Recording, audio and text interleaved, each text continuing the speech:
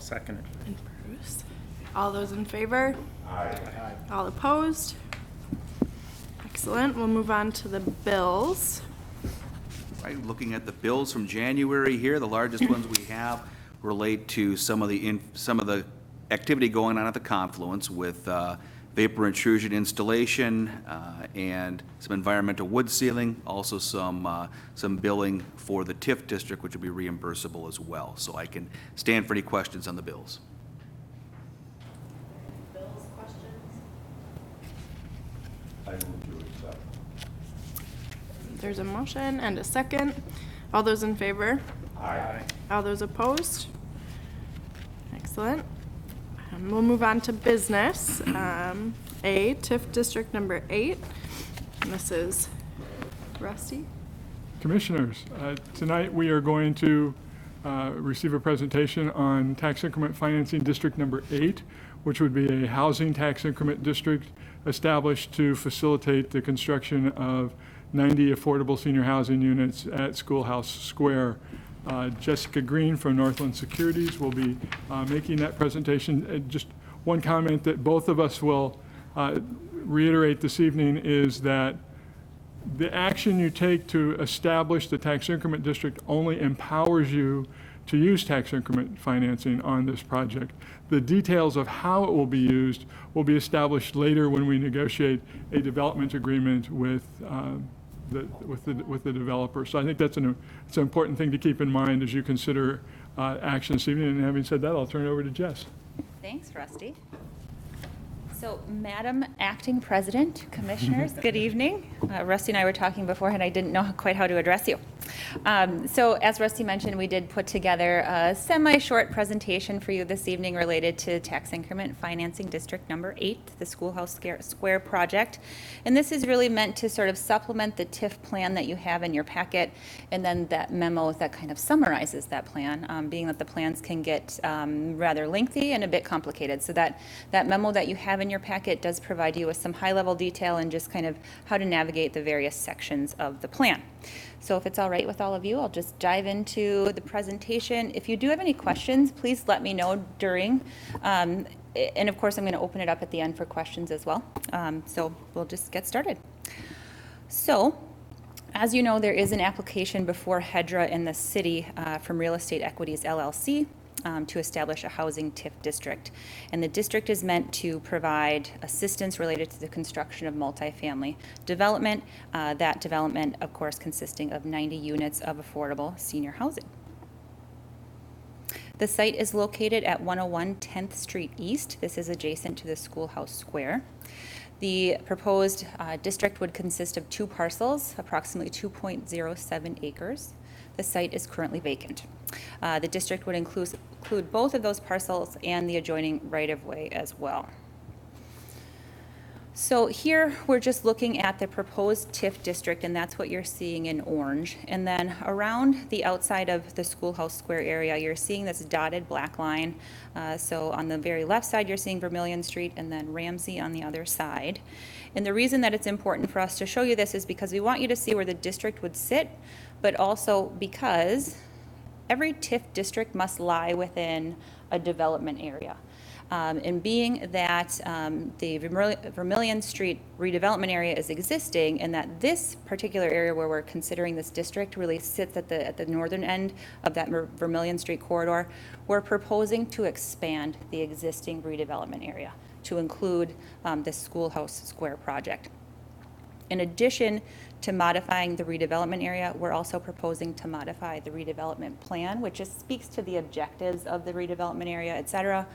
But the reason that we're doing this is because, 1, we want to include those additional parcels, but 2, we want to incorporate the existing redevelopment plan within the TIF plan itself. And the only reason that we're looking to do that is because currently the redevelopment plan is a standalone document, so this would streamline things a bit, and it's really just meant to be a housekeeping item. Question, Jessica. Sure. So is there room within that black dotted line for more development then besides the 90 units? I don't know that that's been explored. Let's look at that again. It appears that there could be additional development. I don't know exactly where that would fit. But the district itself that we're looking at is just those 2 parcels. Okay, because in the northwest corner, we have housing there, John? Is that right? That's correct. And then in the northeast corner, more housing. So if somebody wanted to come in, they could ask for TIF in that northeast corner then? Because it's in the district? And I can, Jessica, let her Sure. answer that Yeah. one. Yep.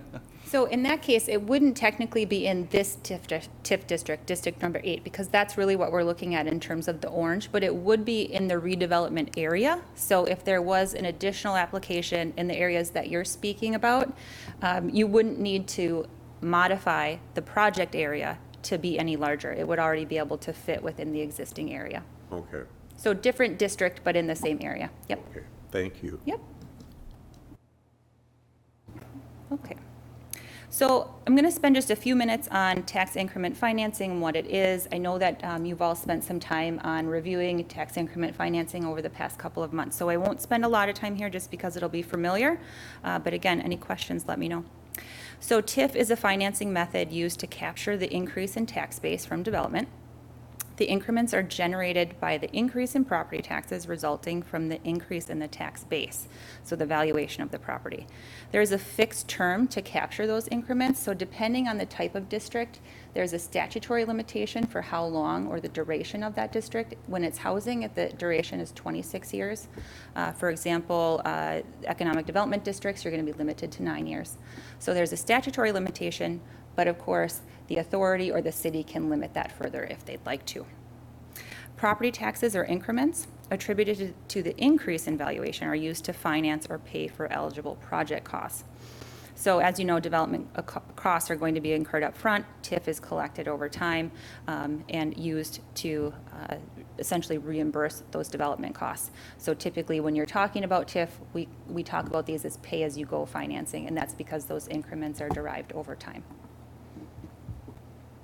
So the property taxes on the base valuation, so that value that exists today, continues to be payable to the local taxing jurisdictions, and that is not captured for TIF. The difference between the base valuation and the developed valuation is what we are capturing when we talk about TIF. And then here we've got just a note here that HEDRA would be the authority that administers the TIF district. In every case of a TIF district, there has to be an authority that governs and sort of manages the district. In Hastings' case, HEDRA has acted as the authority in the past, so we've assumed that you would do so for this district as well if approved. So related to Schoolhouse Square, we've set this up to kind of show you what the base value would be and what the captured value is going to be. So based on the project and the application that we've reviewed, we've assumed that the total valuation would be around $14.4 million. So in the tan part at the bottom, you can see that the base valuation is just under about $160,000, which means that the captured valuation would be based on that $14,240,200. And then this slide is really meant to show you kind of the breakdown in the taxing jurisdictions. So you've got the city, the school district, the county, and then the other special taxing jurisdictions. So in that second column, you'll see the current taxes received. So the city is currently receiving about $714 based on those 2 parcels. If the TIF district is approved, you would consider, or you would continue to receive that $714. The captured taxes would be just over that $64,000. So you can see that for most of these jurisdictions, the amount of the current taxes received would be the same if the TIF district were approved, except for in the case of the school district. So currently they're receiving around $229, and this gets down into the weeds a little bit, but the way taxes are spread on the taxable, the referendum value is a little bit different than the taxes that are spread on the tax capacity. So that increase in valuation based on those voter-approved levies for referendum, those would be received by the school district, so they would see an increase there, but they would also have some taxes that are captured for TIF. Any questions on that one? Okay. And then this is just really meant to show you sort of a combination of the taxes that remain as far as the base, and then in the gray portion, the taxes that are going to be captured for TIF. So just a combination of that slide that you saw before. And then here is where we start getting into the analysis based on the information received from the developer and the valuation that we're assuming for the project. So you can see in year 2022, you're really only receiving about half of the increment that we're estimating for the full build out, but that's just because it takes a little bit before it gets on the full tax roll. So in year 2023 is when we would assume that the full amount of taxes would be captured by the TIF. So in that column there where it starts with 57,000, you can see how that grows in that second year of the district, and we've assumed that a 1% appreciation in value would occur over each and every year. In that next column over, you'll see the TIF retained by the city for administrative costs. So staff costs, any costs related to reporting, et cetera, the city would be retaining those dollars there. So then next you're seeing the net available TIF to the developer or other projects. So depending on if the city chooses to move forward with the district and what amount you choose to work with the developer on for this project or other projects as you see fit. And then in the very last column, we're just discounting that for a present value based on 5%. So that just gives you in today's dollars what those amounts would be. So we have received the application that is also before HEDRA in the city, and we have reviewed that information, and it is our opinion that the rental assumptions are reasonable, that the operating expenses are also reasonable, and that a debt service coverage requirement for a loan can be achieved with a combination of TIF, with low-income housing tax credits and grant revenues. So there is an application before the Dakota County CDA to review an allocation for those low-income housing tax credits and HOPE funds. To date, we know that the CDA has received a number of requests, more than what they have allocations for. So as they work through their process and we know the results of those allocations, those results will really set the framework for how we use TIF and how much TIF is really necessary to support the project should the city be supportive of it as well. It is also our opinion that based on current market conditions that the project as proposed would not happen solely through private investment in the reasonably foreseeable future. Now, that is not to say that the decision by HEDRA or the City Council to not support the project would mean that no development would occur. It just means that this particular project as proposed would not proceed. Any questions on that? Okay.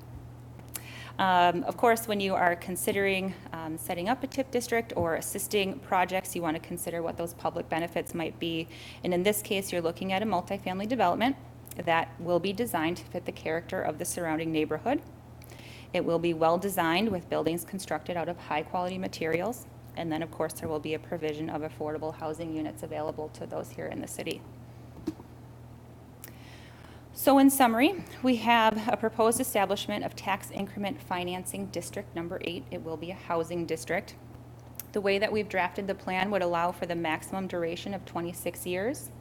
Based on our analysis, we are assuming that the estimated increment would be about $3.35 million over the life of the district. Establishment of the district at that full duration just provides the city and HEDRA with a good amount of flexibility.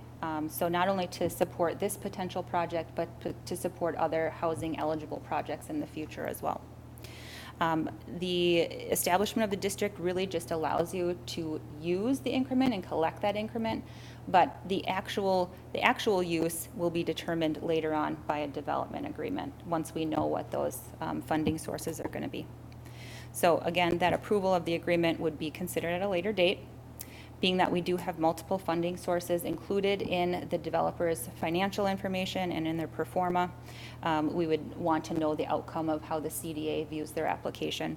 And that final mix of funding will determine the amount and the terms of TIF necessary from the city. We would delay requesting certification to the county. So essentially, HEDRA and the city could take their actions and we would not certify the actual plan with the county until we know that a development agreement has been reached with the developer. So we've got a couple of items for you tonight for consideration. We have a resolution that approves the establishment of TIF number 8. In addition, it would modify the redevelopment area and the redevelopment plan, and then also approve the plan that goes along with the TIF district. And then we have a resolution also approving an inter-fund loan. So what that does is if you were to spend any monies related to TIF district number 8 prior to the increment coming in, you could use funds on hand for those current expenses and then reimburse yourself later on once that increment starts coming in. And then this is noted in Rusty's memo to you, but the City Council will hold a public hearing on Tuesday evening, so February 18th, to take public comment. So with that, I am happy to take any questions from all of you. Thank you, Ms. Green. Does anyone have any questions or comments about the establishment of the TIF district in this moment? Commissioner Belson. Thank you, Chairman. I'm not sure if this gets into the purview here for what we're approving, but it's a 26-year TIF. What do we assume is going to be the life expectancy of that apartment complex? 100 years, 50 years? Do we know? That I don't. Is that a John question, perhaps? That's Commissioner, I can attempt to answer that one. I guess I'll start by saying not quite sure, but I know from a developer standpoint, they had mentioned at the Planning Commission meeting that they'll be holding that building for at least 20 years. So that's their intent on the holding of it. As far as the duration and the likelihood of that building beyond 20, I think it's pretty strong at that point. How much further it would be beyond the TIF district, I'm not certain, but I would imagine it would certainly outlive the TIF district. Do we have any control as a city, as a commission, to put some kind of a sunset on it beyond the 26 years, or once we get to 26 years, there's nothing we can do? A sunset on what, Commissioner? On the life expectancy of the building as an apartment complex. Kind of looking over to these folks here, I don't know how to answer that one. Commissioner Balsanic, I'm not sure I understand the question. I just want to be sure that it's, it is affordable housing that's being proposed. People have questions about that affordable versus market rate. My concern is that there will not be, or will there be any kind of deterioration in the physical building itself?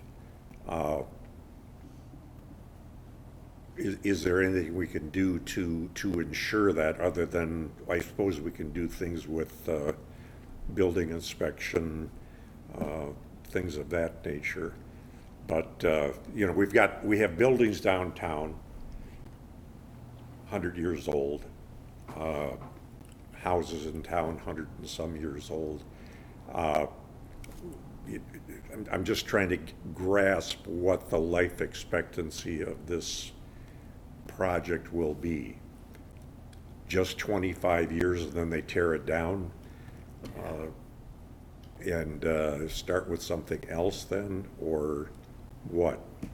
Yeah, Commissioner, it's hard to say on that one. I mean, you take a look at apartment buildings in town right now. I mean, we have apartment buildings that are still actively being used that were built in the 50s and 60s, so you're going on 60, 70 years on some of these buildings. When you take a look at buildings of a similar density, size of this one, we have buildings like that were built in the 60s and 70s that are still in operation. During periods of time, probably every 20 years or so, there needs to be investment within those buildings to bring things up and to make them viable for the next period of time. But I'm confident that the viability of this building will certainly outlast the TIF district. There may be market considerations beyond that might affect that, but I think with the viability, I think that's strong. And things can change in 25 years. Sure. Or 26 years as well on that. The infrastructure, could you go back to that one slide on, The There we- district slide? This one? no, it was the slide that showed the breakdown. Yeah, I think that. Go one more slide past that. No, more. There we go. So the amount distributed, TIF distributed to the city and the county over 26 years, 3.355 million. What is that money being spent on? 10th Street is complete. Ramsey is complete. You've got Vermillion Street, so forth. Are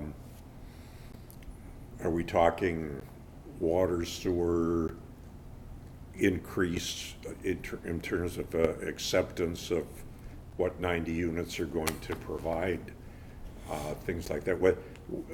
Where is that money being spent?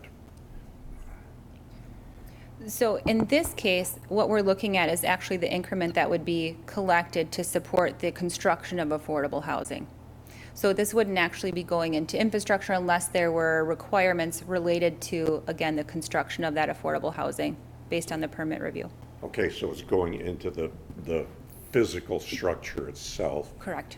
not necessarily anything for water, sewer, septic, or anything like that. Correct. Not septic.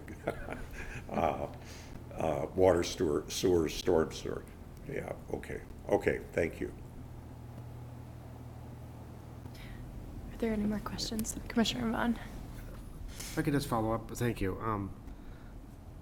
What Councilmember Bolsonic, I think what you're asking is, if I read this, 3.3 million is going to go to the developer for building this complex, and it may include sewer and water hookup, and it could be part of Some of it, yes. I would like some clarification on the TIF concept of that. So once the TIF dollars are started to create it, does the TIF, who's the TIF collector? Does the city collect the money and then do we give it to the developer annually as long as they're following, who makes sure they're following the rules? Do we hold you as retained as the independent party saying, yes, they kept what they're supposed to do with the rates of the apartments and got the right age? Who's the keeper of before we distribute money to that developer? Sure. For 26 years? So the county will initially collect the increment. That's what they are charged to do. But then the city will essentially receive a report based on the increment that's been collected. You receive that as you typically do with your property tax payments twice a year.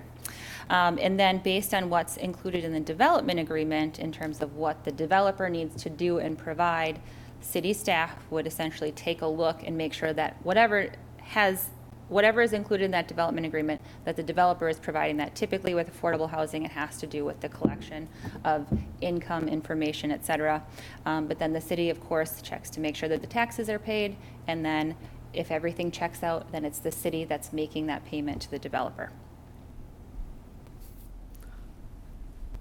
I get it. I get a little bit of, these two gentlemen, it's a very small department. They got a lot on their plate, and for the next 26 years, they might not be here. I know I won't be here. I just want to make sure that we have someone to follow, make sure these rules are being followed before it gets distributed, so it's not just, thank you, keep it going. Sure. That's one part. Thank you. And you Well, can I'll probably be here. You can certainly enlist the help of folks like us to help you with that. I will say, just in my own experience being on the city side, that it does become somewhat routine after a bit of time, after you kind of set those up the first few years, because the documentation that you're receiving from the developer is very similar, and the reports that you're getting from the county are very similar. So once that sort of flow starts to occur, like I said, it does become somewhat routine, and of course you'll have the assistance of the finance department as well to make sure that all of those checks are being drafted appropriately. I might add one comment to that. The both of your comments, you talked about collecting tax increment for the 26-year maximum life of the district, and I think that is highly unlikely that we will do that. And Jess could speak to that a little bit about the work that Northland has done to analyze the duration, and consciously made the decision not to go down that road tonight, just because we don't know the final nature of the funding from Dakota County CDA. But I think it is almost certain that it will not go the maximum duration of the life that the statute would allow. Sure. So when we reviewed the application assumes that the project will receive those low-income housing tax credits and I believe around $750,000 in grant revenue. And when we took those various components and looked at it, what we came up with was a reasonable estimate of around 10 to 15 years of assistance to get the project to continue to move forward. So when we were looking at that and knowing that, again, there are a number of applications before the CDA for those housing tax credit allocations, we spoke with staff and we really thought, let's just keep this flexible and we'll write the plan for the maximum duration of 26 years. And depending, again, on what that final funding mix ends up being, there will be some negotiation between the city, HEDRA, and the developer to determine what that final term is going to be. And at that time, later on, when the project is sort of coming to an end as far as being assisted, I think then the city would take a look and say, what other affordable projects do we have here, or do we have those types of projects? And can we continue to collect off of this district and pool those funds to assist these other projects? So again, you've got the current request from real estate equities, but then you've got the flexibility, if you'd like to use the increment in the future for other projects as well. But I would certainly echo what Rusty said. If things fall into place the way that the developer is hoping, that likely this project is not going to be supported for that full duration. As I said, when we looked at it, we were coming to the conclusion of that 10 to 15 year range. Yeah. So today, are we looking at the present value as the amount that would be available? So the $1.6 million, and then the 3.38 includes the finance charge as you go through the 30 or 25 years. Right. Okay. So if the developer is looking at getting financing for their project, they're going to say, okay, what is the flow of the increment and what does that mean that I can get for that in today's dollars? So if they were to go to a bank and say, we need about 1.65 million to support the project, and over time, but at 5%, they're going to get increment flow of around that 3.5, the neighborhood of 3.5 to repay that loan. So we like to discount that just so it provides some perspective as far as how much development you're actually supporting.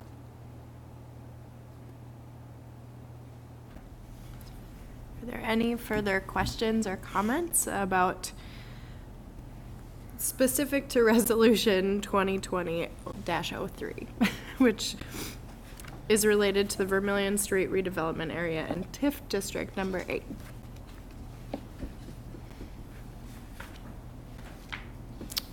Seeing none, I would welcome a motion to approve.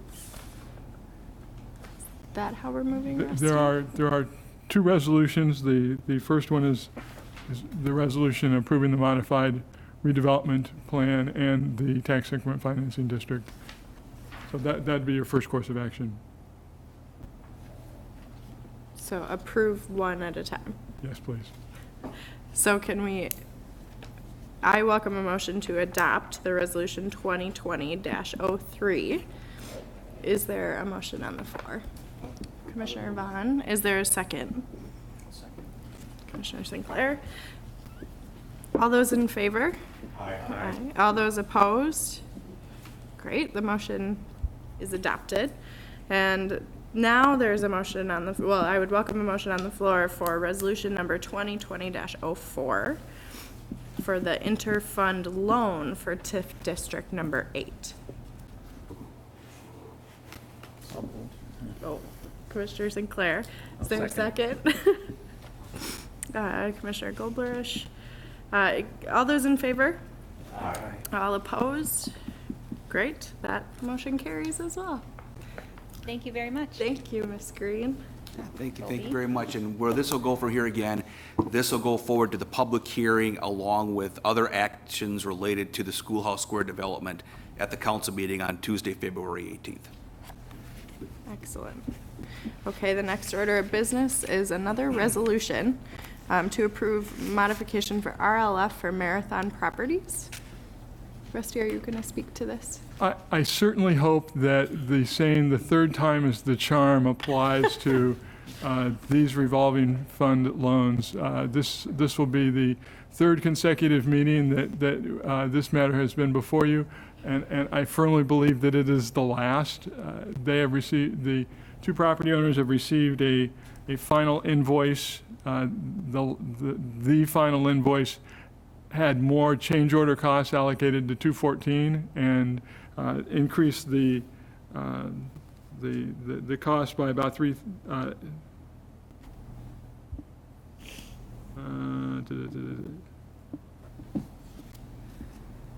adjusted the, let's see, where did I lose that number? The cost went up from 12,675 to 16,215, and so they're asking for an adjusted loan to cover 50% of those additional costs. So tonight, asking you to approve an adjusted revolving fund loan for 214 2nd Street East in the amount of $8,256. Are there any questions or comments about the resolution?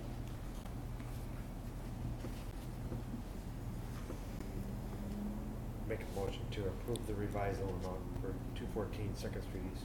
Thank you, Commissioner Vaughn. Is there a second? I'll second it. Blasek. And all those in favor? Aye. All those opposed? Thank you for your patience on this topic. I'm surprised there were only three, actually. It's an old building. Yeah, when you look at Keep finding stuff. And now, John, are you giving the presentation on the 2020 Community Development Annual? I am, and I want to thank Rusty for putting this together. He did a lot of work. Well, he did most of the work putting all these together. He's got a great skill and a knack on photography and also for putting together visually interesting things. So we are all the benefit of that. So I just get to present the work, which is awesome. So Community Development Annual Report. This is something that we've been putting together for about the last 17, 18 years to kind of highlight activities within the department itself. As you may know, Community Development is a 3-person department in charge of economic development, planning, historic preservation. Those are our major focuses. And so we have myself, Rusty, and then Justin Fortney, our city planner, who assist in the department.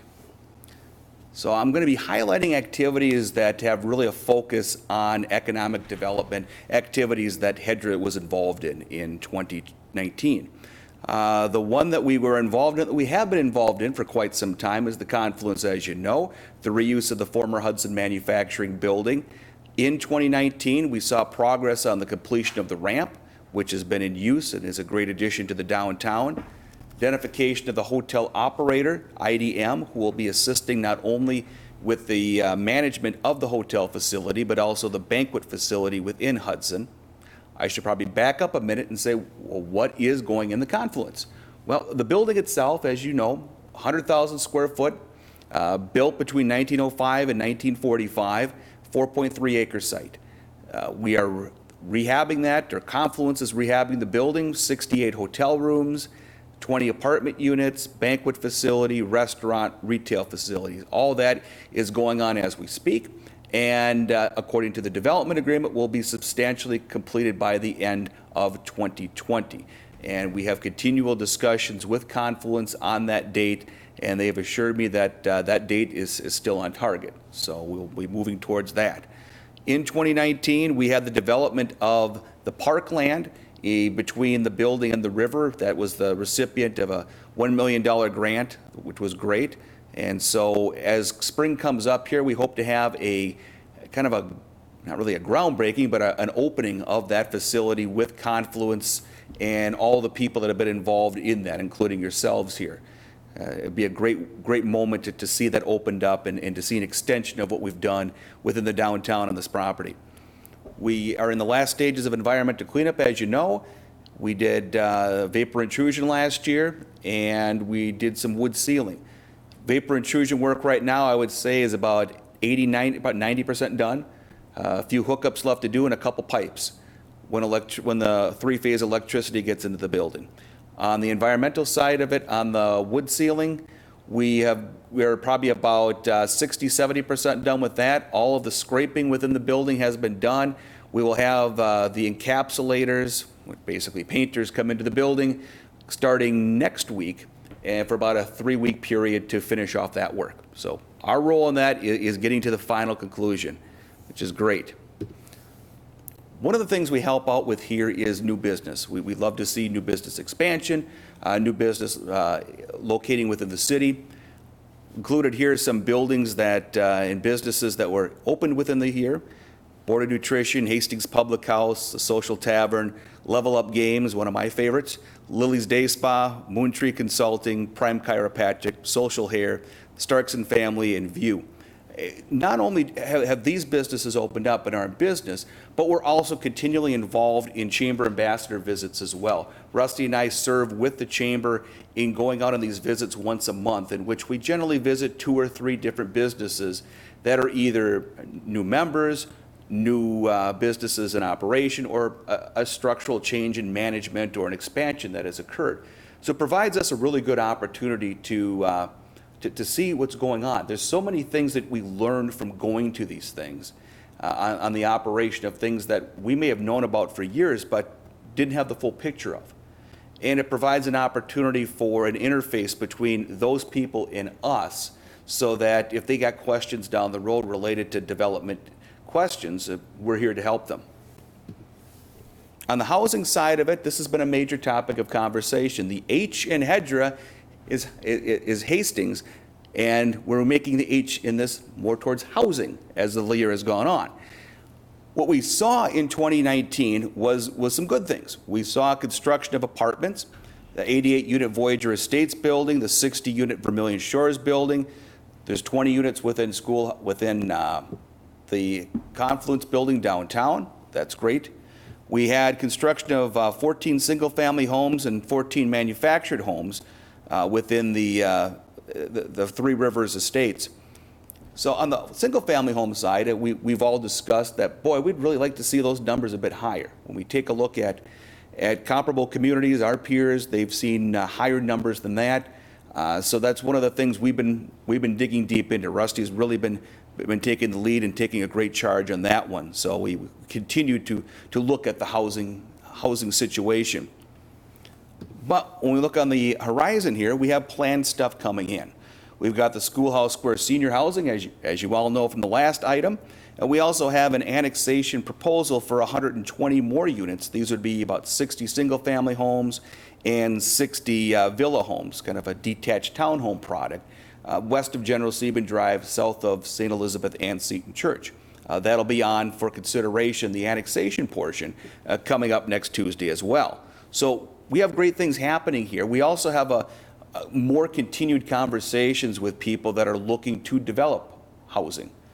And so we will continue to press forward in our investigation of housing issues, and hopefully there'll be a tide that comes forward here with continued construction that'll help out. We're also in the business of lending money. We approved 5 loans in 2019 totaling $46,000.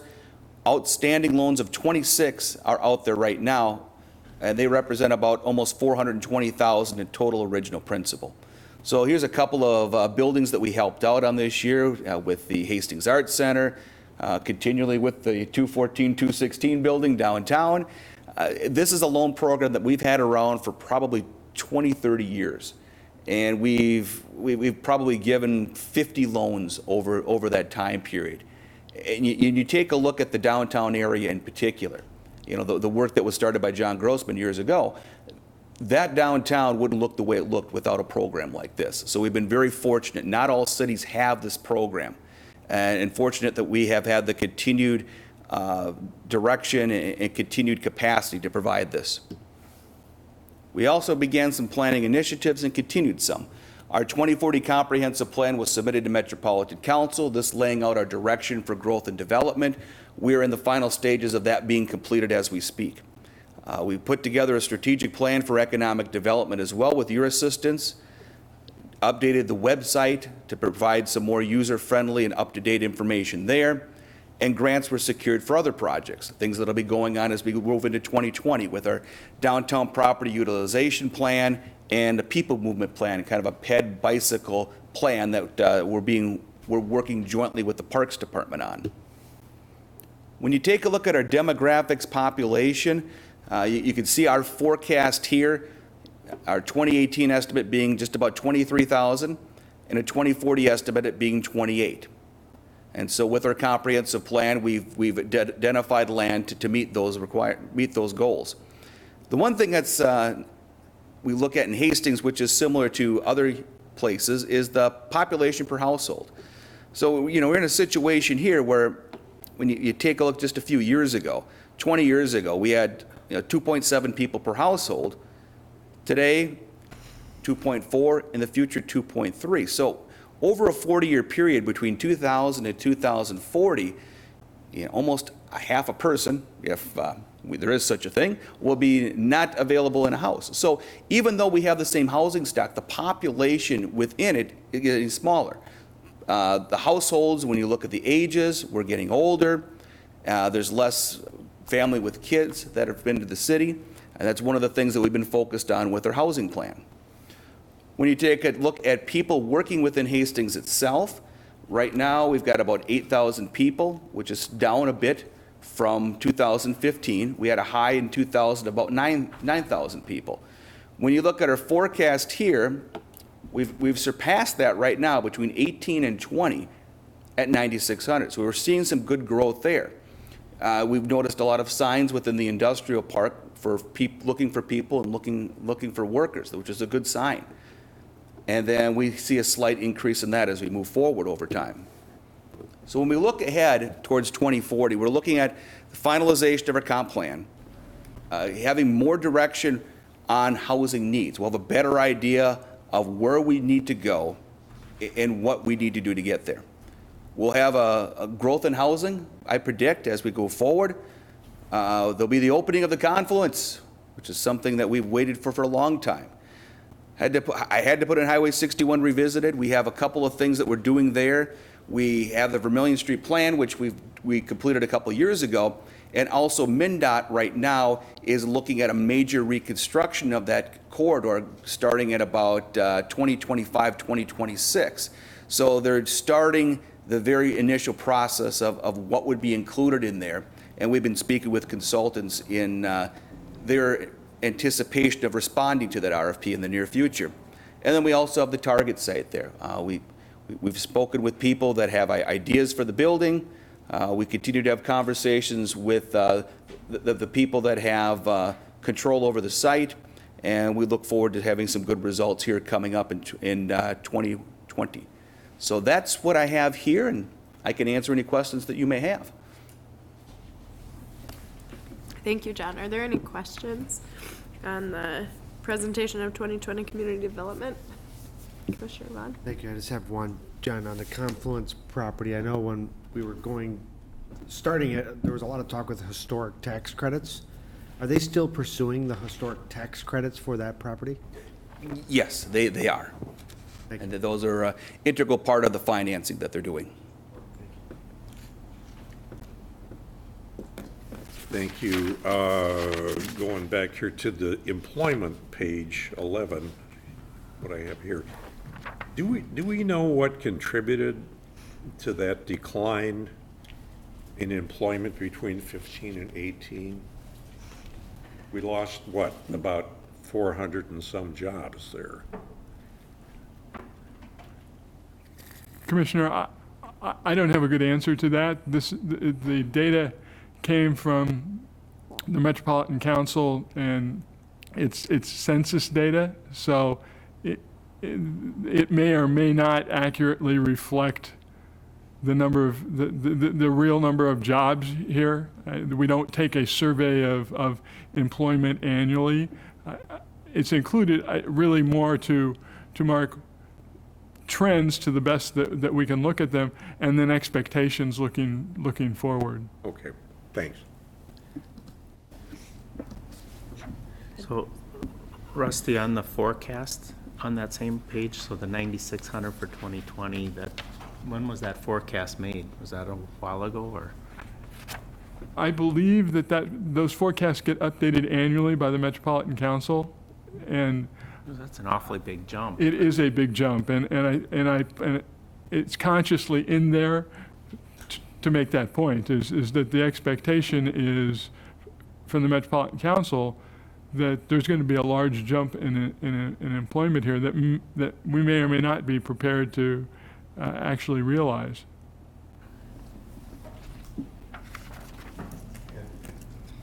Kind of a follow-up there. That chart does not reflect Hastings residents working in Hastings. It's just people that are working in Hastings, but they could be living in Meesville or Cottage Grove or some other place, I'm assuming, right? That's correct. There's people that work in Hastings, and the last time I looked at those numbers, which was 6 months ago, and it was, I think, 2018 data, about 7 in 10 of those workers actually did live someplace else. Ooh, that many. That many. Wow. Thanks. Any further questions or comments? John, thank you for the presentation, and thank you both for all of the work on the report. We'll move forward to reports and information. The first report is on the confluence. Yeah, on the confluence, I'm trying to think of more than I had with the report there. Things are moving forward on the project. Our role in that is diminishing. The one thing that did happen in the last month is the site railings on the overlook were installed in the lighting. They were on for a very brief period of time. I was promised some pictures of them I haven't seen yet from the developer on it, but I saw them. They look great. So we're looking forward to that thing coming up in the near future here. Commissioner Vaughn. Just a comment on the project. I know on our city council role hats that we had asked for quite a bit of communication on this project, and I personally didn't see a lot, but I think I feel at ease because in our packet we did read that starting February 17th or coming up soon, the developer says you'll start to see an uptick of activity down there. I just want to make sure that the projects that we had to do, you gave us some updates on how close we are finishing, what it takes to do that. I don't want that being the reason why we're not seeing the uptick, that we got to finish our projects. Sounds like we're close, but I think it's important as we get out to the community, they're always saying, there's no way. That thing, they're not even moving down there. I think now I feel more comfortable now that I'm reading that it's going to happen. I think it's important that we communicate that there's going to be some uptick in it in the middle of February. Yeah, absolutely. And I can add a little bit more to that, too. We did have a meeting this morning, a staging meeting with our contractors, the contractors for Confluence on our remaining environmental activities and the construction schedule that they'll have moving forward. So they shared with us a little bit analytically on that, promised us that we would have a full construction schedule detailed out in the next week. So I'll be able to share that and more details on that as we move forward. Thank you. Moving on from there on the Panache Cidery, there's not a lot to report on that one. Officially, right now, we do not have a signed agreement. As you recall, you gave authorization at a previous meeting to extend the agreement that we did have on the property. That agreement, previous to your extension, expired at the end of January. And we provided the documentation to Panache for signature prior to that January 31st date. As of today, we don't have it yet. We've had some conversations with her on some ancillary items, but there's still some major questions that remain on the project. So at this point, we're moving forward as if it did it did exist, looking at the end of February, which is just a couple weeks away, as a major date in which she will need to provide documentation for us for review of the project. If the information is not complete and submitted by that date, I think our recommendation is going to be, let's look someplace else at this point. So keep our fingers crossed. Hopefully we'll get the information we need to get in there, but we haven't seen a lot in the last month. For clarification on that timeline, will you send us information if we have heard from her, or should we wait for that, anticipate that at the next meeting? Sure. What we'll have is, with the deadline at the end of the month, our anticipation was we'd have that information, be able to give that a quick review, and then have that on as an item at the March meeting for consideration, because that agreement extension would go to the end of April. So it gives us an opportunity to review that information and if it's complete. Thanks. Right. Moving on from there, I'll turn it over to Rusty. I don't have a detailed report on housing to give you. I did include in your packet a revised report that went to the city council following our discussion of this last month. I just didn't want it to drop without some indication of where we're going. We still wait for the Dakota County Housing Needs Assessment to come out. It does not appear that that's going to come out until March now. But John and I are continuing to work on strategies for where do we go from here, because it's one thing to raise a bunch of issues and say, yep, those are interesting issues, and it's another thing to say, and what are we going to do about them? So we're working on that, and where do we go from here? So any feedback you have on other things you'd like us to look into, questions you have about the information you've been provided, would love to have that conversation with you, but right now we are continuing to expand what we know, try to fill in some of the blanks, and then come up with a clear and effective path forward from here.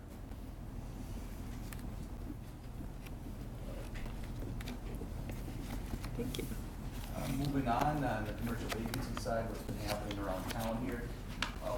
One great thing that we've seen is the former O'Connor Plumbing Building, which has been vacant for a couple of years right now, on 19th Vermillion. Schlopka Services has purchased that. They're a contracting company. They're different from what's in the industrial park with the toilet service. So don't have to worry about those being on Vermillion Street. But they would have their office operations there and a few vehicles associated with it. They're going to be doing a major renovation in that building, including partial demolition of something that could almost be blown down by the wind at this point. So we'll see some good changes, and we're thankful for the investment within that property. Other things, we've got 213 East 2nd Street available for lease, the old Eye Candy Emporium building. We have a new collectible shop open in the Art Space building downtown, and other lease space on North Frontage Road available. And looking at other development on the horizon, we've got a busy council meeting coming up on Tuesday. We'll be looking at the annexation for development, as well as the Schoolhouse Square project. So two great projects being brought forward there. The council did approve a rezoning for Shepherd of the Valley at the last meeting for the creation of some potential townhome units, maybe up to 15, 17 east of the building. Have not heard anything as far as any time frame on that from the church, but they're available to market those properties now. We also will have the approval for a mini storage business on Lightbourne Court. We're getting prepared to close on that property within the industrial park. And then we anticipate a rezoning application coming in here this week to create a 120-unit senior housing facility at County Road 47 and Riverwood Drive on the north side of it there. And so we will be looking at that, I think, coming up at our first Planning Commission meeting in March. But from talking to the developer of that project, and we had a meeting with our our planning committee of council to review some preliminary ideas there, and land use. It looks like it could be a great addition to the city. So we'll have that coming through as well. And that's all I had. Thank you. Are there any questions or comments on the reports and information? Seeing none, I would welcome a motion to adjourn. Commissioner Vaughn, is there a second? I'll second it. Is there, all those in favor? Aye. Aye. All those opposed? That's non-debatable. Great job. Thank you.